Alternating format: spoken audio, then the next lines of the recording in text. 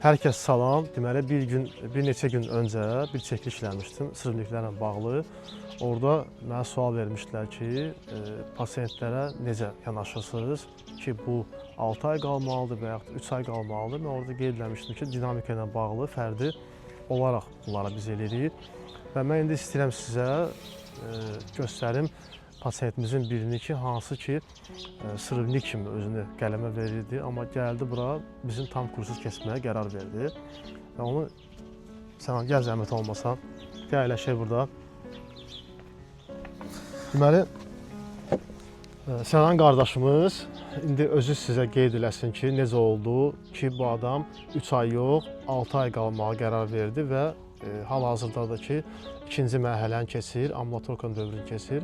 Özü desin, zəhmət olmasa. Hamıya salam, mənim adım Sənandır. Mən 12 Addım Reabilitasiya Mərkəzində sağalmışam. Belə deyim də, sırrıqla bağlı mən bundan qabaq bir neçədən mərkəzlərdə olmuşam. O mərkəzlərin hamısında mən sağala, belə deyim də, yəni müəyyən şeylər var idi ki, onlar məni orada narahat edirdi. Mən görürdüm ki, məndə yəni fərqli yanaşmalar olmur da. Təzədən istifadəyə qayıdandan sonra, belə deyim də, mən 12 Addım Reabilitasiya Mərkəzi ilə yəni maraqlandılar. Mənə dedilər ki, sən bu mərkəz lazımdır ki, burada fərdi yanaşmalar var. Burada belə deyim, proseslər də fərqlidir. Mən də qərar verdim, öz istəyimlə gəldim 12 Addım Reabilitasiya Mərkəzinə. Əşvər müəllimlə tanış oldum, belə deyim. Bugün üçün mən burada ola-ola, özümdə öz başımda qurmuşdum ki, mən sırrınikəm. Demək olar ki, hər şeyi bilirəm, mən 3 ay burada qalacam, çıxacam, təzədən həyatıma davam edəcəm. Vaxt gəldi, mən 3 ayımı burada keçdim. O 3 ayın ərzində, yəni reallıq buydu ki, mən fərqli yanaşmalar gördüm, fərqli söhbətlər gördüm. Ümumiyyətcə, belə deyim də, personal heyətinin pasientlərlə yanaşmasının fərqliliyini gördüm. Həqiqətən də mən öz istəyimlə burada yəni, qalmaq istədim. Yəni 3 ayıma qədər. 3 ayım amma tamam olanda gəldim Əşvər müəllimin yanına ki, bəs mənə 3 ay bəsdir, mən getmək istəyirəm.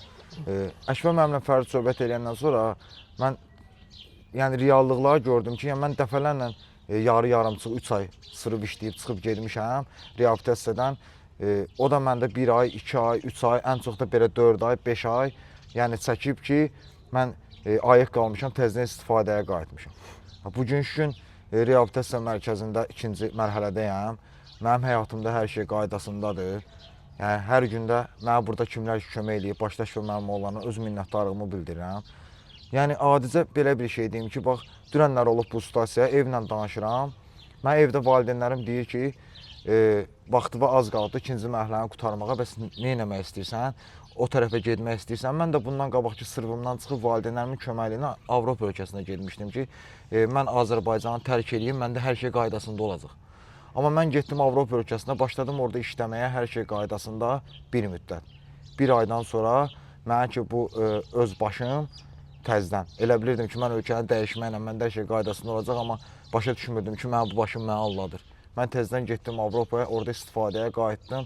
İstifadəyə qayıdanda başa düşdüm ki, yəni ki, mən prosesi düzgün keçməmişəm və ümumiyyətcə mən bunu açıq deyim, mən mərkəzimi düzgün seçməmişəm. Mən belə başa düşürəm. Amma bugün gün buradayam, ikinci mərhələdəyəm. Mənim həyatımda hər şey qaydasındadır. Bugün gün valideynlərimə də öz minnətdarlığımı bildirirəm ki, mənə dəstək oldular. Mənə yəni yenə də təkan verdilər. İkinci mərhələdəyəm, mənim həyatımda yenə də hər şey gözəldir. Əşvər müəllimə də buna görə minnətdaram. İnşallah məqsədim də nədir? Mən bir il bu mərkəzdən ayrılmaq istəmirəm. Ola bilər mənim ikinci mərhələm qutarsın. Yəni, hansı formada da olsa, qardaşlara kömək eləmək məqsədindən olsun, ya personal heyətinə kömək eləmək məqsədi olsun. Mənim yəni fikrim odur ki, yəni, sağlam irəli addımlar atım da, inkişaf eləyim. Məndən sonra gələn qardaşlara kömək eləyim. Ümumiyyətcə olur da, təzədən istifadəyə gedib qayıdan qardaşlar var. Onların da başında məndə şükum var ki, 3 ay proses mənə bəs edəcək.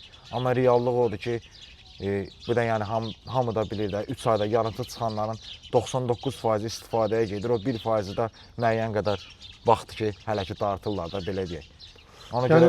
Yəni, baxmayaraq ki, 9 aydır bizim proses. Mən zaten tövsiyə edirəm ki, bütün pasientlərə ki, 1 ilə yaxın qalın.